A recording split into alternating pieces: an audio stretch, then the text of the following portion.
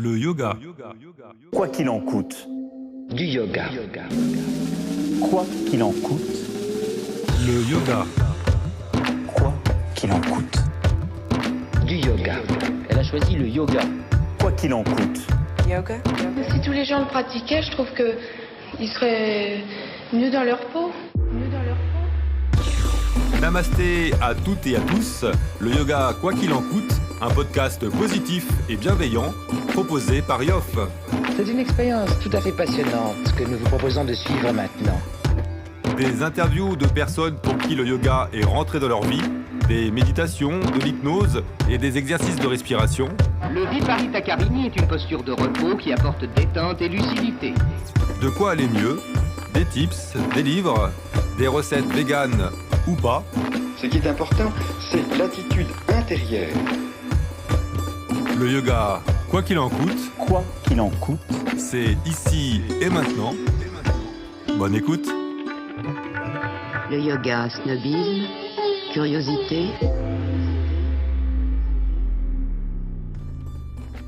Bienvenue à toutes et à tous pour cette série Les professeurs. Dans cette série, je vais interviewer des professeurs, experts, débutants ou spécialistes. Un peu comme le Bouddha, et qui est parti avec son bâton et son baluchon, mais c'était un guerrier aussi. Et il est parti vers le nord et il a rencontré des moines dans des monastères en Chine, et il leur a enseigné ce qui était le Kalaripayat à l'époque, donc l'art martial indien. L'idée étant de comprendre pourquoi ils ont choisi de faire du yoga leur métier. Le yoga, quoi qu'il en coûte, les professeurs, c'est parti. Bonjour à toutes et à tous pour cet nouvel épisode du yoga, quoi qu'il en coûte, avec un invité en voisin qui vient du 15e, que je ne connais pas et qu'on va découvrir ensemble. Il s'agit de Yoga Kung Fu, du moins c'est son nom sur Instagram. C'est un professeur de yoga, mais pas que. C'est ce qu'on va découvrir également ensemble. On va faire ça d'une manière assez rapide. Bonjour, Yoga Kung Fu. Bonjour. Peux-tu te présenter ? Oui, donc je m'appelle Bertrand Jacot, alias Yoga Kung Fu, donc avec un G sur Instagram. Ah bon. Et je suis professeur de yoga, mais aussi d'arts énergétiques et martiaux chinois, c'est-à-dire de Kung Fu, Tai Chi et Qigong, qui sont donc pour moi des disciplines qui se rejoignent toutes. Et j'enseigne maintenant à plein temps depuis, on va dire vraiment à plein temps depuis 3-4 ans, mais j'enseigne depuis beaucoup plus longtemps que ça. Le tai chi et le qigong et le kung fu, et puis le yoga depuis 4-5 ans. Voilà. D'accord. Et de manière, ce qu'on va voir aussi ensemble, c'est que tu as une vie sportive assez dense, de plus ou moins de loin ou de plus près. Tout à Et fait. si on fait le zoom sur le yoga, est-ce que tu peux nous parler de ta découverte du yoga ? Oui, alors ma découverte du yoga, elle remonte à bien loin. Donc je me rappelle plus exactement l'âge que j'avais, mais dans les 10 ans, peut-être un peu moins, peut-être un peu plus, mais aux alentours de cet âge-là. Ma mère pratiquait le yoga quand j'étais enfant. Donc je la voyais pratiquer. Donc ça, disons que j'étais familier de cette pratique puisque je la voyais faire. Mais j'ai fait donc mon premier cours de yoga. Je devais avoir, on va dire 10 ans. Et il y avait de la méditation dedans, donc je me rappelle vraiment de ce cours-là, parce que durant cette méditation, j'ai eu une expérience transcendantale, et donc je me rappelle vraiment. Et c'était assez intéressant. Et puis après, il s'est passé beaucoup de temps, beaucoup de sport, beaucoup de choses différentes. Et j'ai repris un peu plus régulièrement via d'abord le Bikram, qui était aussi une expérience spécifique pour ceux qui connaissent le Bikram. Pour ceux qui ne connaissent pas, c'est assez intense. Tu peux expliquer le yoga Bikram pour les quelques personnes qui ne connaîtraient pas ? Alors oui, le yoga Bikram, c'est un yoga dans la chaleur, bien chaud. Je ne saurais pas exactement le nombre de degrés, mais c'est bien chaud, on transpire bien. Ça consiste en 26 postures, toujours les mêmes. et qui commence par une respiration assez intense. Et donc, c'est un yoga qui est très intense. Et qui est...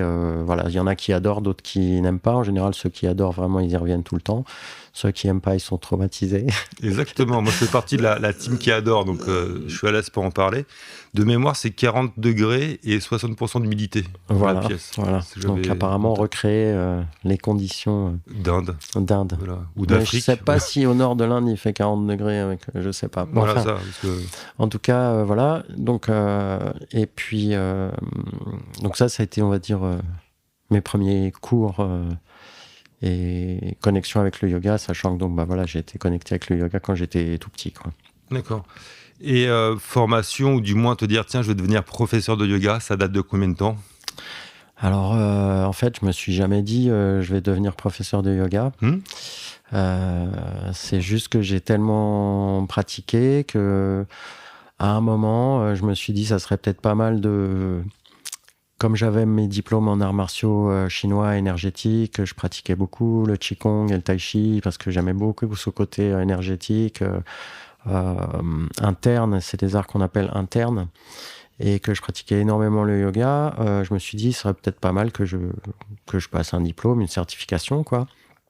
Et puis, donc, ce que j'ai fait, il se trouve que je donnais déjà des cours à des amis, dans une petite boîte aussi, dans un showroom de mode, où je donnais des cours de yoga, avant que j'ai ma certification. Et puis, du coup, je l'ai passé. Et il s'est trouvé que, de fil en aiguille, c'est ce que je voulais en même temps aussi dans ma tête. Après, quand je me suis dit, j'enseignais beaucoup trop le tai chi, je commençais à en avoir marre d'enseigner trop. Et je me disais, j'aimerais bien faire plus de yoga, enseigner plus de yoga et un peu moins de tai chi et de kung fu. Et puis, en fait, c'est ce qui s'est passé. Et maintenant, j'enseigne beaucoup plus de yoga que d'autres choses. Ce qui s'est aussi traduit, en fait, dans ma vie, parce que je pratiquais plus, et je pratique aujourd'hui encore plus le yoga que le kung fu. D'accord. Donc, tu étais professeur donc, de Kung Fu et de Qigong. Alors, Qigong, pardon, excuse-moi. Qigong, oui. Là aussi, c'est intéressant. Qu'est-ce qui fait qu'on devient professeur dans cette discipline et pourquoi pas aussi le préciser exactement qu'est-ce que c'est comme discipline? Alors, donc, je dirais il y a une trilogie dans les arts chinois. Le Qigong, c'est le travail, on va dire, énergétique. C'est aussi, certains disent aussi c'est une gymnastique douce, mais c'est vraiment plus un travail énergétique.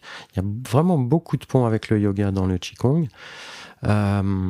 C'est très axé aussi, en tout cas dans le style que j'ai appris, sur la respiration. Moi, j'ai appris un côté qui est taoïste. Il faut savoir qu'il y a deux courants, il y a les taoïstes et les bouddhistes. J'ai appris donc quelque chose qui est énormément axé sur la respiration, donc dans laquelle il y a de la méditation. Donc ça, c'est le Qigong. Le Tai Chi, c'est en fait un style de Kung Fu, mais pratiqué au ralenti, qu'on voit beaucoup, souvent les personnes âgées pratiquer, ce qui est un peu dommage, parce que c'est vraiment pas réservé aux personnes âgées. D'ailleurs, si vous regardez dans les Chinois, si vous regardez un peu les choses sur Instagram ou d'autres, vous verrez qu'il y a beaucoup de jeunes qui pratiquent le Tai Chi. Donc c'est plus au ralenti, avec une maîtrise vraiment très pointue de ses mouvements. Toujours axé avec la respiration, travaillant sur la coordination, la souplesse. C'est vraiment une espèce de méditation en mouvement, on pourrait dire, mais qui a une base martiale. Et le kung fu, c'est plus l'art martial qu'on va connaître, un peu type karaté ou autre, mais disons c'est l'art martial de Bruce Lee, on va dire. Ouais. Bruce Lee qui était aussi philosophe et qui était imprégné de cette culture asiatique, qui encore une fois a des ponts avec le yoga. D'ailleurs, ce qui est très intéressant, c'est que la légende du Kung Fu, de la naissance du Kung Fu, ce serait un prince indien qui était devenu ascète et qui en avait marre de sa condition de prince, un peu comme le Bouddha, et qui est parti avec son bâton et son baluchon, mais c'était un guerrier aussi. Et il est parti vers le nord et il a rencontré des moines dans des monastères en Chine et il leur a enseigné ce qui était le Kalaripayat à l'époque, donc l'art martial indien, qui est l'origine de tous les arts martiaux, et c'est devenu le Kung Fu. D'accord. Donc comme quoi, ce sont des choses qui sont vraiment liées. Et c'est intéressant, les arts martiaux, ça vient d'Inde à la base ? Tout vient d'Inde en fait à la base. D'accord. En fait, de tout ce qu'on connaît de toutes les cultures, c'est la culture la plus ancienne de ce qu'on connaît, en tout cas. D'accord, oui. y compris dans ce qu'on connaît de l'histoire, en tout cas supposée, les Védas, etc. Toute l'humanité présente, en gros, vient d'Inde à la base. D'accord. Ouais, mais je n'avais pas forcément ça, que tout ce qui est arts martiaux asiatiques venait d'Inde. Ouais, je ouais, pensais bah, qu'ils en avaient fait, créé leur c'est- propre culture avec une base différente ou qui ait des influences, pourquoi pas. Mais que ça c'est vraiment... En tout cas, c'est la légende, et donc c'est Bodhidharma, c'est très connu. Hein, si on parle de Bodhidharma aux Indiens, ouais, on connaît, c'était un grand guerrier. Voilà. D'accord. Et par rapport à ces trois disciplines, est-ce que tu en as une préférée ou tu as commencé par une et tu as découvert une seconde ou les trois en même temps? C'est quoi Non, l'évolution? j'ai eu la chance justement d'être avec un maître asiatique qui nous faisait pratiquer les trois en même temps. Et parce qu'elles sont en fait indissociables, le travail énergétique est partout, la respiration est partout, le travail physique, l'application de la philosophie, et après pour éventuellement se diriger vers des choses plus spirituelles, c'est un tout en fait. Et donc j'ai appris tout en même temps, le kung-fu, le tai chi et le qigong dans une pratique générale, une trinité générale. D'ailleurs, si vous regardez des films de kung-fu, des Jet Li ou des vieux trucs, vous les verrez tout le temps à un moment faire du qigong et à un moment faire du tai chi. Forcément. D'accord. On pourrait C'est repérer- juste, il faut le savoir, mais Ouais. quand on le sait pas, Comment on peut le sait repérer pas. à l'image? C'est quoi? Eh ben, par exemple, quand il va être dans la forêt en train de faire tourner des feuilles en faisant une boule Mhm. d'énergie, eh ben, il fait du qigong. D'accord.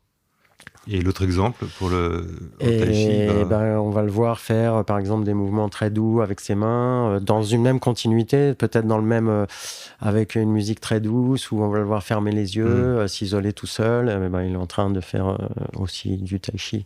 Et puis après, il va être en train de se bagarrer avec un autre, et il va être en train de faire du kung-fu. D'accord. Euh, Et juste pour ce que j'ai le terme... C'est indissociable en fait. La pratique méditative, la pratique, on va dire, spirituelle est indissociable. C'est pour ça qu'on m'a demandé souvent à des époques, comment tu peux faire du kung-fu et du yoga. C'était une question. Mais en fait, Effectivement, ouais. c'est juste deux chemins pas si différents que ça même. Je le dirais, pas si différents que ça pour aller vers la même chose. En fait, se connaître mieux soi-même et maîtriser son ego, ses émotions, son être intérieur, en passant par le physique en fait. Et pour j'ai un terme qui me vient à l'esprit, le karaté. C'est ce que j'imagine, c'est japonais. Puis une fois qu'on a dit ça, c'est quoi la le différence? karaté aussi descend du kung-fu. D'accord, c'est une sous-branche et plutôt pris par les Japonais. Voilà, qui est pris par les Japonais. Donc j'ai revu d'ailleurs parce que j'ai vu sur juste un petit truc sur Insta où ils expliquaient justement que le karaté qui est censé venir d'Okinawa, en fait Okinawa était une île pratiquement chinoise en fait, où tous les gens, si on regarde l'architecture, les gens et tout étaient vraiment férus de Chine et descendants de Chinois, etc. Et que c'est développé parce que c'est le terme japonais, c'est développé le karaté venant de là. Et même le célèbre sabre japonais qu'ils ont mené à un point de raffinement et de technique, ce qui est devenu vraiment spécifique, le katana, même cette arme-là vient de Chine à la base. D'accord. Ouais, voilà. Et tu parlais de maître, ça c'est quelque chose qui m'intéresse. Comment on va vers un maître, on le redécouvre, est-ce qu'il doit nous accepter? Parce qu'on a un petit peu discuté avant et il y avait un vrai engagement de ta part, a priori, par rapport à ce maître. Est-ce que tu peux nous expliquer comment on le rencontre? Est-ce qu'il y a une sorte de parcours initiatique pour être accepté, qu'il te prenne sous son aile et compagnie? Alors ça peut être le cas, comme dans les films. Oui, c'est un peu ça que où on attend à la porte jusqu'à ce qu'il ouvre. Moi, ça n'a pas été mon cas. Moi, j'ai commencé par cette école, donc c'était en Occident. Donc, je pense qu'une fois, un autre ancien m'avait dit, je lui parle de mon maître, et je lui dis, j'hallucine sur ce qu'il nous dit, la façon dont il nous drive, la façon dont il nous fait arriver à des choses, nous fait faire 10 000 fois les mouvements jusqu'à ce qu'ils deviennent naturels, etc. Et toute cette façon tout en étant hyper dur. Et je dis, ouais, c'est un maître. Et donc, mon pote, cet ancien, me dit, ah ouais, ben, si tu le reconnais comme ton maître, alors c'est ton maître. Donc, c'est pas une question de... Peut-être il y en a d'autres gens, ils vont pas le reconnaître comme leur maître. C'est en fait se dire que ben, cette personne, on va suivre sa voie parce qu'on fait confiance à sa voie, parce qu'on s'y retrouve et qu'on se dit que si on s'abandonne à sa voie, à ce moment-là, peut-être on va arriver à quelque chose de différent. En plus, j'étais à un stade dans ma vie où j'ai une profession artistique, j'avais pas vraiment de structure, même si ça va, j'avais une structure mentale, mais profession artistique, pas d'horaire. Comme je te l'ai raconté un peu avant, à la base, je suis skateur. J'étais toujours dans des trucs de freestyle, à voyager dans le monde, à faire un peu ma vie vraiment dans le freestyle, du ride et tout ça. Heureusement, j'avais fait de la gymnastique quand j'étais petit, ce qui m'a structuré aussi. Mais j'ai trouvé une structure, aller au Kung Fu tous les soirs, faire 2 heures à suer, et puis ensuite à respirer, à méditer, à faire des choses. Donc voilà, j'ai trouvé... Et puis je me suis dit, bah oui, c'est mon maître. Et tous les gens qui restaient l'appelaient maître. Après, ceux qui, comme il était très dur, il y avait des gens qui ne tenaient pas le coup et qui s'en allaient. Moi, des fois, j'ai pris sur moi et je me suis dit, non, mais ça va m'amener à quelque chose. Tu as un exemple un peu précis de quelque chose qui est dur et... Il pouvait nous dire juste qu'on était nuls. Enfin, c'était à la chinoise, comme tu vois dans Kill Bill, quoi. D'accord. Ton kung fu est nul. Ouais. Tu sais rien faire. Alors que tu travailles tous les jours, tu viens tous les soirs. Puis un jour, il passe à côté de toi, il regarde de bas en haut, il te dit c'est pas mal. Ouais. Tu vois. Et mais du coup, tu travailles sur ton ego. On est quand même dans un truc maintenant, surtout, où, oh là là, attention, il faut faire gaffe. Bon, je ne vais pas partir sur la bienveillance et tout, mais moi, en tout cas, c'était quelque chose qu'il me fallait. Quelqu'un j'ai aimé ça, quoi. Quelqu'un qui aurait été trop gentil, ça te correspondait pas? Non, ça me correspondait pas. Ça me correspondait pas. Mais les yogis aussi, les maîtres yogis aussi. Oui, bien sûr. On voit des reportages à l'ancienne, là, où ça rigole pas, il faut refaire le geste. C'est pas agréable, quoi. Il y a même de la souffrance à la fin. Alors, il peut y en avoir aussi, mais le tout, c'est aussi d'essayer de transcender ses sentiments primaires qui vont venir tout de suite pour essayer d'aller au-delà de soi-même. C'est pas forcément dans la souffrance, ça peut être psychologique aussi, juste. Après, ce que je maîtrise pas, c'est à quel moment, effectivement, tu peux accepter, il y a une confrontation et ça oblige à réfléchir. Mais si en face, la personne est méchante et que c'est de la méchanceté gratuite, est-ce que tu peux en faire quelque chose? Non, la méchanceté gratuite, non. Je pense que justement, ça, les gens, il faut distinguer ça, bien sûr. Non, la méchanceté gratuite, c'est pas pareil. Non, c'est pas pareil, la méchanceté gratuite. Le maître, il va avoir une posture, une position un peu sèche, mais il va quand même être bienveillant dans le fond, ça tu le sentais? Ouais. Alors après, tu peux appeler ça bienveillant, mais juste pas humiliant. D'accord, pas humiliant. C'est une bonne différence te remettre les choses à l'envers et te dire que tu sais rien faire, c'est pas t'humilier. C'est juste te dire que oui, non, il y a tellement de choses qu'en effet, tu sais rien faire. Et il nous disait tout le temps, vous connaissez beaucoup de choses, mais vous maîtrisez rien. Et ouais, parce que à partir du moment où tu crois que tu sais, c'est déjà une erreur. T'es déjà sur le mauvais chemin, quoi. Ça, je suis d'accord. Donc d'avoir quelqu'un qui perpétuellement te rappelle ça, simplement. Et après, il faut en effet faire la différence avec des gens qui vont juste être méchants et abuser et humilier les gens. C'est pas pareil. Moi, je voyais bien qu'il y avait un bénéfice. Ça, c'est important. C'est une bonne bénéfice psychologique, physique, que genre, oui, j'étais en train d'avancer. C'était une nouvelle vie. Après toute la vie de sport que j'avais eu avant, c'était encore. Tu veux nous en parler un petit peu, justement, parce que je te coupe. Tu parlais de gymnastique. Ça aussi, j'ai remarqué que souvent, les gens qui font du yoga, pas tout le monde, il y a souvent une petite partie des gens qui avaient la danse ou la gymnastique. C'est assez classique. Est-ce que tu peux nous raconter justement le surf, le skate? Alors donc, déjà la gymnastique, parce que comme tu dis, la danse ou la gymnastique, on voit donc beaucoup d'ex-danseuses ou de danseuses. Je pense que la danse et la gymnastique sont des choses que quand tu fais quand t'es petit, t'amènent vraiment spécifiquement la danse et la gymnastique par rapport à plein d'autres sports. Les arts martiaux aussi, je dirais.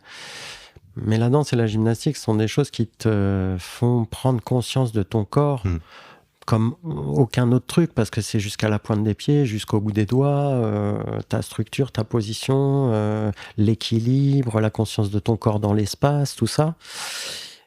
Et donc, c'est, je dirais, tout à fait naturel que même si après t'abandonnes, tu t'y retrouves dans le yoga, parce que tu vas retrouver beaucoup de ces choses-là, et du coup, tu vas avoir des facilités aussi dans le yoga, parce que tu as déjà eu cette formation proprioceptive quand tu étais petit. De relation à son corps, ouais. Voilà. Et donc après, avec des abus, des fois, on voit aussi, bon, alors c'est peut-être les semi-professionnels où il y a de la souffrance dans moi, je pense limite aux gymnastes de l'Est là, qui bossaient, c'était dur. Ouais. Mais c'est vrai que même les danseuses, là, pour arriver au niveau de l'Opéra de Paris et compagnie, c'est des sacrés parcours.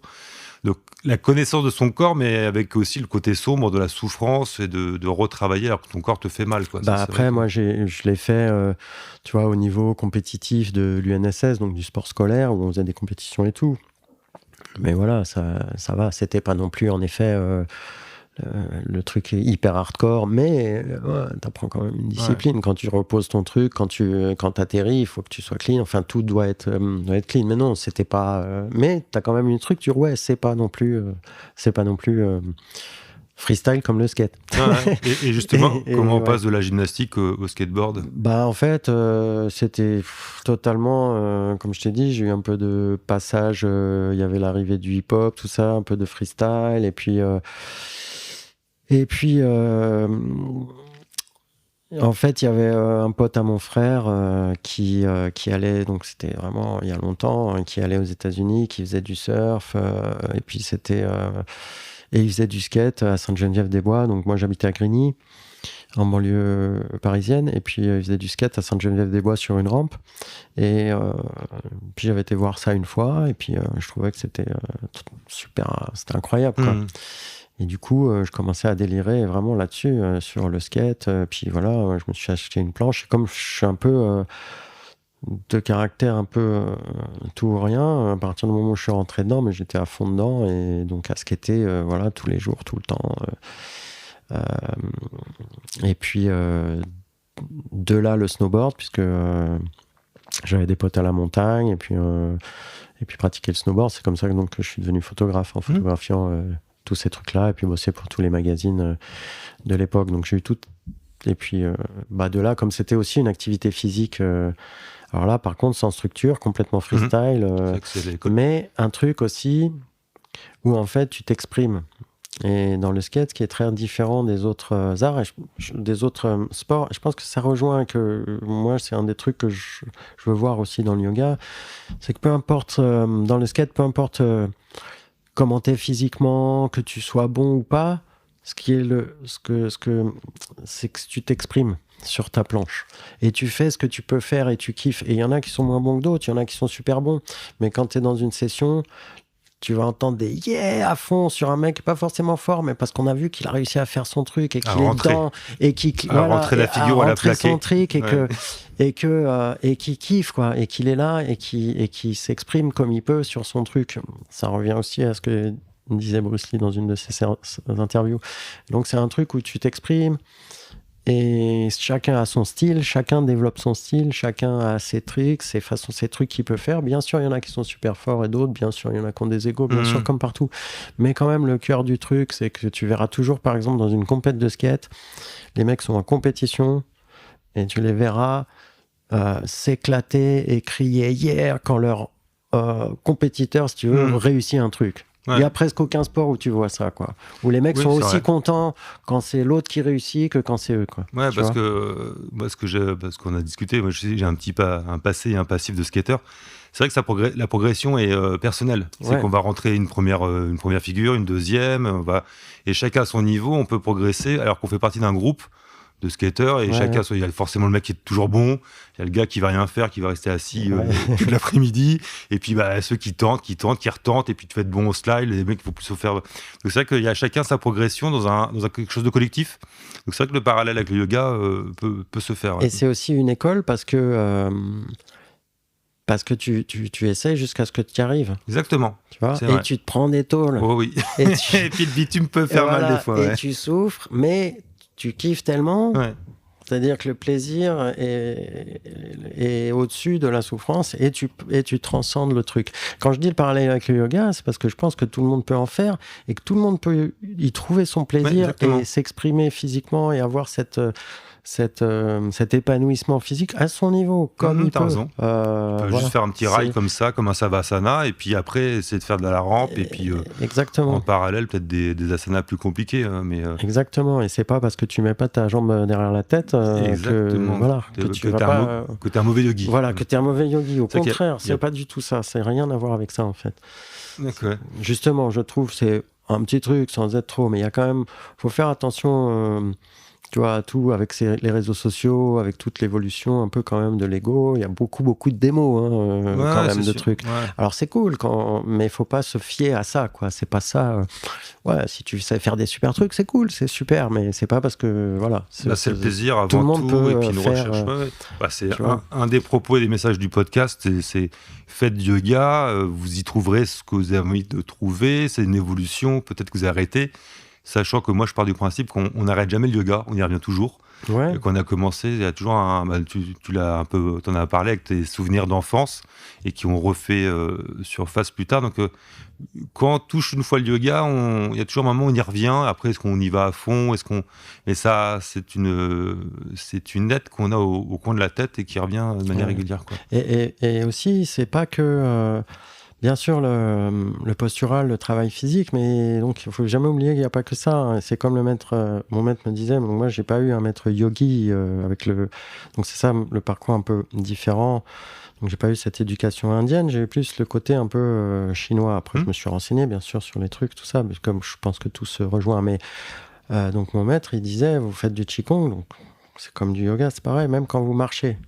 C'est-à-dire que tu peux marcher, et puis d'un coup, tu te dis, tiens, si je pensais je respire sur un pas, 2 pas, 3 pas. Et puis, il y a plein de petits trucs qu'on peut faire comme ça, la façon dont je vais monter les escaliers. Il y a plein de petits trucs dans lesquels on peut placer une sorte de pratique ou aussi de contemplation, de se dire, tiens, je suis assis là, je regarde un peu autour de moi, mais... tiens, je sais pas, il y a un oiseau, enfin, je sais rien, c'est difficile, tu vois, mais tout ça, c'est yoga, il n'y a pas que la pratique posturale. Oui, là, c'est ce qu'on apprécie tous, c'est qu'au-delà de la pratique qui va durer, je sais pas, 1 heure et demie, le petit déclic, c'est ça, c'est quand au quotidien on se retrouve à avoir des réflexes de yoga ou le plaisir de sentir sa plante de pied bien à plat. Tu vois, c'est un de mes héritages de mes cours, ou avoir la bonne posture, se sentir digne en étant le dos droit, mais hors du tapis.